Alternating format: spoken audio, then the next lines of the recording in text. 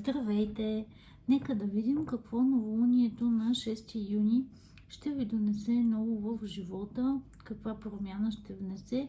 Имаме подготвени 3 избора. Избор номер 1, избор номер 2 и камъче избор номер 3. Ако имате нужда от повече време, паузирайте и направете своя избор на база вашата интуиция. По принцип, ако ви привличат повече от едно камъче, вземете си информацията и от двата избора. Така, започваме с избор номер 1. Нека да видим.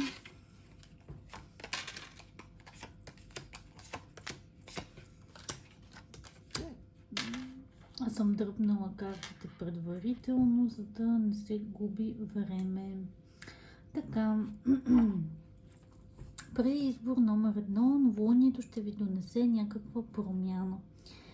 Промяна, която ще ви даде баланс, ще ви даде хармония и ще може да загърбите чрез нея минали събития, ситуации, които под една или друга форма са ви притеснявали, напрягали, изпитвали сте трудности. Към този момент сте загубили своя баланс, своето спокойствие. Това, пак казвам, може да е на база ситуации, които сте преживели, ситуации, които в момента преживявате. Нещо, което е представлявало трудност за вас, дискомфорт, както в личен план, така и в работен и във всеки един, който може да се сетите. Тук нямаме, така да се каже, енергията не отговаря за конкретна сфера, така че може да отговаря за всичко. Та, новолунието ще ви донесе една хармония, един баланс. Вие ще изпитате спокойствие. Може част от тези ситуации, които ви притесняват и създават дискомфорт, да се разрешат, или дори да не се разрешат, вие някакси вече да не го приемате така, както сте го приемали до този момент. Така че енергията не е никак лоша, напротив, много е хубава даже и ще внесе едно спокойствие и промяна. Също да кажа, че до този момент нещата, които са ви притеснявали, дали са ситуации или каквото и да е, са на доста дълъг период от време. Тоест, това не е нещо, което се е случило вчера, ами доста време ви е тормозило и вие сте трябвало да запазите своето самообладание и спокойствие, но това е било твърде трудно за вас и често сте изпадали в енергията на петица чаши. Така, избор номер 2.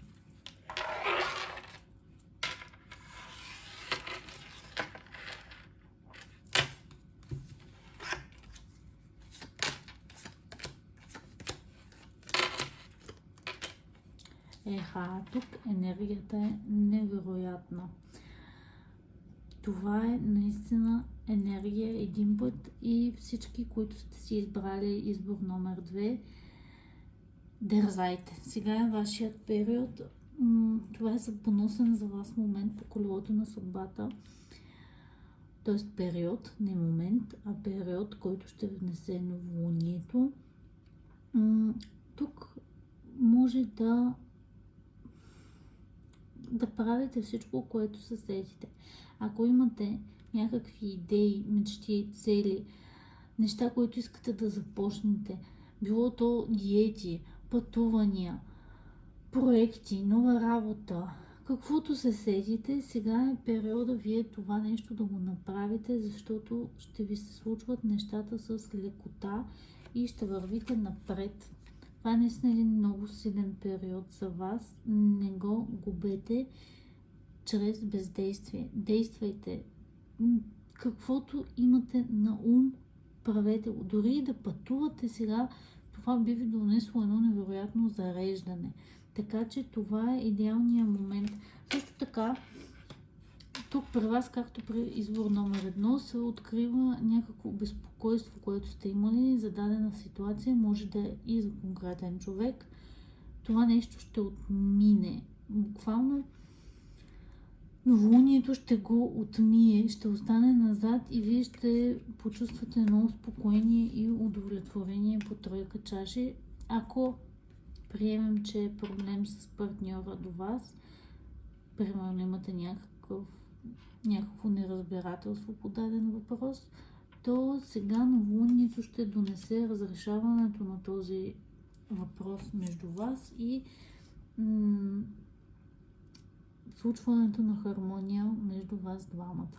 Така че това е уникална енергия и пак казвам, не я губете. Не бъдете пасивни, бъдете активни. Сега е вашия период. И извор номер 3.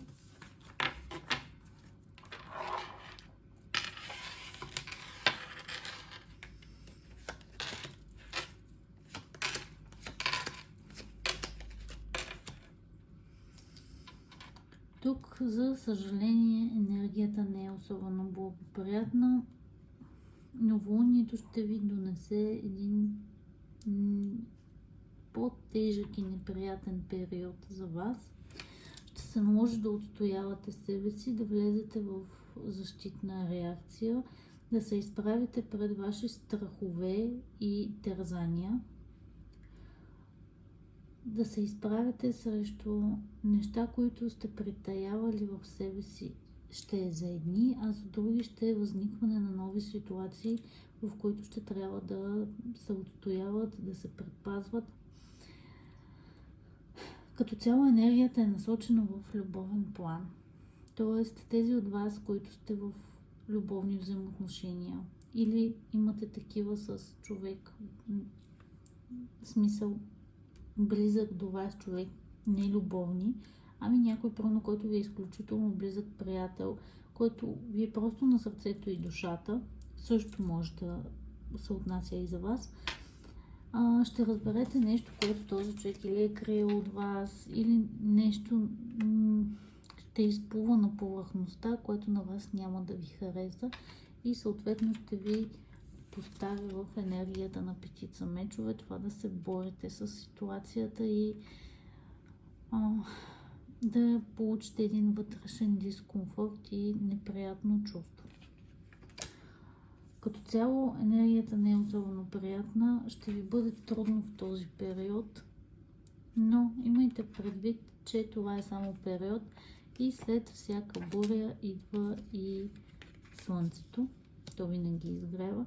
Така че това е изпитание за вас и ако вие успеете да го преминете с здраво стиснали зъби, без да се огънете пред предизвикателствата, то със сигурност ще получите и награда за това. Така че бъдете смели, не се отчаивайте и каквото и да дойде, знайте, че това е само период и всичко е временно. Надявам се да ви е било интересно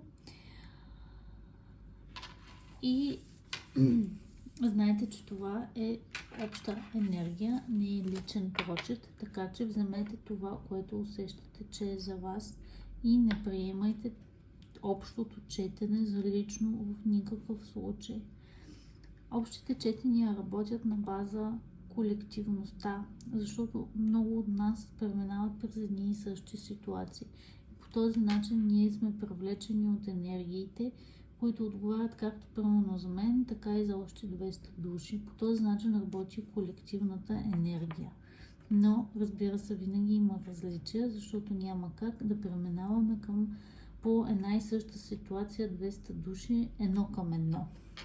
Така че ви желая успех и нека новолунието ви донесе възможно най-доброто в вашия личен живот. До скоро!